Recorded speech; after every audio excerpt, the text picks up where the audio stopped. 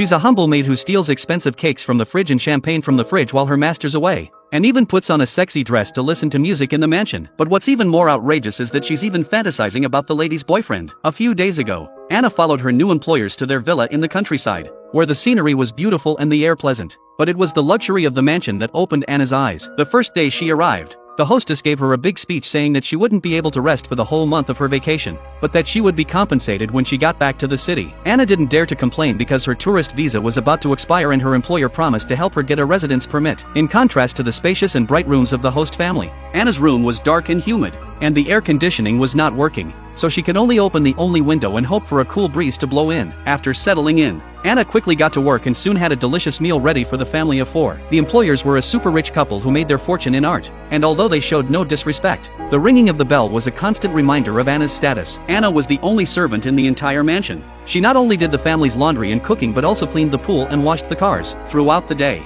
Anna's only respite is to feed the stray cats, but when the owner sees this, he scolds Anna, indignant that the stray cats will trample on the organic vegetables he grows, and he won't allow Anna to feed them on her own initiative. Anna dared not retort but apologized humbly. However, ironing was another form of torture as the air conditioner was broken and she had to endure the stifling heat of the room. But when she called her mother in Colombia, she was told that her employer had been very good to her and that her sister needed a lot of money for her college education, so she had to stay in the country to earn money, and her hope of staying was in her employer. One day she was dusting and accidentally knocked a sculpture to the floor, so she hid the pieces in her pocket to avoid upsetting her employer. After lunch, the employer asked her to go to the trunk of the car and bring it down, but Anna couldn't move it even after a lot of effort. Luckily, the neighbor's maid, Gisela, offered to help her, and in the chat room, she found out that she was from Colombia, too, but the 2 girls just got it down. However, as soon as the 2 girls had managed to get it into the room, the hostess asked them to take it back to the garden, where it was to be the base of a sculpture. In the evening, the employer and his wife invited the neighbors to a dinner in order to admire the sculpture in the garden,